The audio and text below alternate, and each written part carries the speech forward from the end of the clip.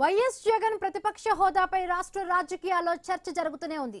అసెంబ్లీలో ప్రతిపక్ష నేతగా గుర్తించేలా ఆదేశాలు ఇవ్వాలని ఏపీ హైకోర్టులో మరొక పిటిషన్ దాఖలు చేశారు వైసీపీ అధినేత వైఎస్ జగన్మోహన్ రెడ్డి. తనను ప్రతిపక్ష నేతగా గుర్తించేందుకు నిరాకరిస్తూ ఏడాది ఫిబ్రవరి 5న స్పీకర్ రూలింగ్ చట్టవిరుద్ధమైనదిగా ప్రకటించారని పిటిషన్లో హైకోర్టును కోరారు.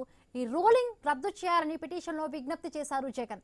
అసెంబ్లీ వ్యవహారాల కార్యదర్శి, అసెంబ్లీ స్పీకర్ కార్యదర్శికి తనను ప్రతిపక్ష నేతగా హోదా కల్పించేలా ఆదేశాలు ఇవ్వాలని పిటిషన్లో విజ్ఞప్తి చేశారు జగన్. ఈ పిటిషన్ పై ఈ రోజు హైకోర్టులో విచారణ జరగనుంది.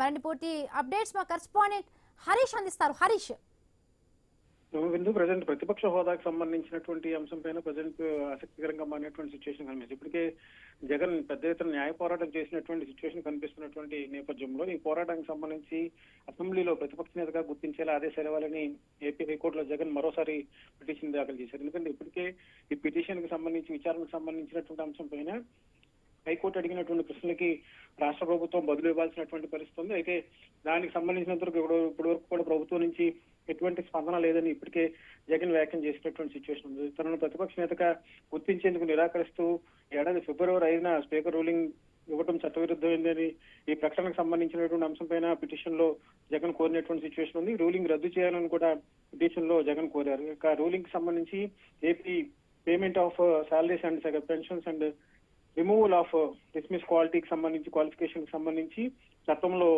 12B కి సంబంధించినటువంటి అంశం కూడా విరుద్ధంగా పేర్కొంటూ జగన్ అభిప్రాయపడ్డారు. ఇక అసెంబ్లీ వ్యవహారాల కార్యదర్శి, అసెంబ్లీ స్పీకర్ కార్యదర్శికి కూడా తనను ప్రతిపక్ష నేతగా గుర్తించాలి, హోదా ఇవ్వాలని కూడా ఆదేశాలు ఇవ్వాలని కోరుతూ జగన్ పిటిషన్ వేసినటువంటి సిచ్యువేషన్. మొత్తం మీద ఈ అంశానికి సంబంధించినంత వరకు కూడా ఇప్పటికే పిటిషన్ కి సంబంధించినటువంటి అంశం ఒక ఎత్తు అయితే కనుక ప్రతిపక్ష హోదాకు సంబంధించినటువంటి అంశం పైన కూటమి ప్రభుత్వం అదేవిధంగా వైఎస్ జగన్ మధ్య మాటలతో నడుస్తుంది. స్వయంగా స్పీకర్, డిప్యూటీ స్పీకర్ కూడా జగన్ అదేవిధంగా 11 మంది శాసనసభ్యులు సభకు హాజరు కాకపోతే కనుక డిస్క్వాలిఫై చేస్తామని చెప్పి కూడా ప్రకటన చేసినటువంటి సిచ్యువేషన్. సో ఇప్పుడు ఈ అంశానికి సంబంధించినంత వరకు కూడా న్యాయ పోరాటం చేసినటువంటి సిచ్యువేషన్ కనిపిస్తున్నటువంటి నేపథ్యంలో రాబోయేటువంటి రోజుల్లో ఈ అంశం ఎటు దారి తీస్తుంది. జగన్ డిస్క్వాలిఫై చేసేటువంటి అంశం 11 మంది శాసనసభ్యులకు సంబంధించినటువంటి అంశాలతో పాటుగా రాబోయేటువంటి రోజుల్లో ప్రతిపక్ష హోదాకు సంబంధించినటువంటి అంశం పైన ఎలాంటి స్టెప్ ఉంటుంది అనేది కూడా ప్రజెంట్ ఆసక్తికరంగా మారినటువంటి సిచ్యువేషన్ కనిపిస్తుంది.